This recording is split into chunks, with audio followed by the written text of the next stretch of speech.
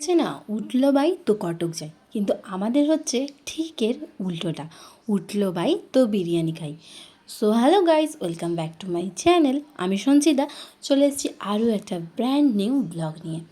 জানো তো, আমাদের এই গ্রুপটা মানে আমি, অতুল, সূচনাদি আর দাদা, আমাদের গ্রুপটা হচ্ছে পুরোপুরি বিরিয়ানি পাগল।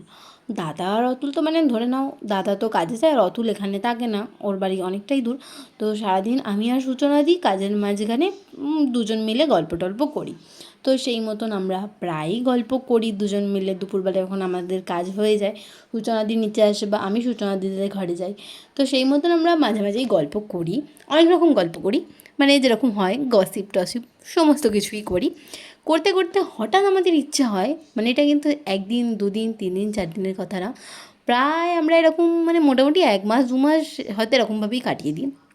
এরকম কথা হতে হতে হঠাৎ করে আমরা একটা বিরিয়ানির কথায় যাই, বা আমরা হয়তো দুজন মিলেই গল্প করতে করতে ফোন ঘাঁটছি, হঠাৎ হয়তো একটা বিরিয়ানির কোনো রিল এলো বা কিছু এলো, যাই হোক আমাদের তখনই মানে মাথার মধ্যে স্ট্রাইক করে যায় যে বিরিয়ানি হবে।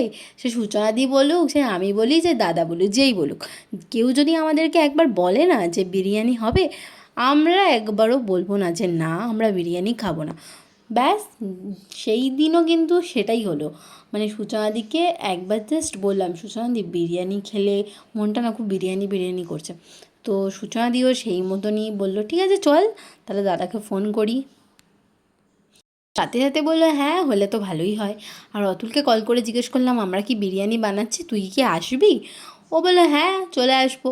তো সেই মতন আমি আর সূচনাদি তো সমস্ত কিছুই রেডি করেছিলাম, দাদারা খালি আসার সময় চিকেনটা নিয়ে এসেছিলো।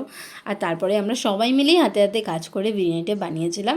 স্পেশালি তো বিরিয়ানিটা আমি বানাই, কিন্তু ওরা আমাকে সমস্ত কিছুতে হেল্প করে দেয় সবাই মিলে। আর এত সুন্দর বিরিয়ানি হয়েছিল, সবার এক্সপ্রেশনটা দেখে বুঝতেই পারছো।